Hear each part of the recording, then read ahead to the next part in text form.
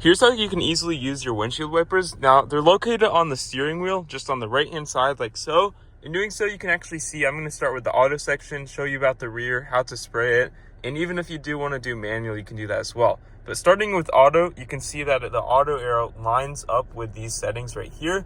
And basically, auto will detect rain when it is raining. And if you want it to detect and do the least amount of work possible, like if there's a small raindrop, it probably will take a long time to detect before there's a lot of water on the windshield like this one.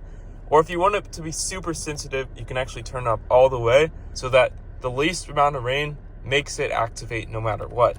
Now, personally, I would leave it in the middle just for me, but you can experiment with those settings too. And you can also do the same on the rear right here, which you can just twist this lever thing, and you can actually see it'll line up with this little divot right here. And you can turn it off, in, or on if you do want to turn on the rear windshield wiper as well.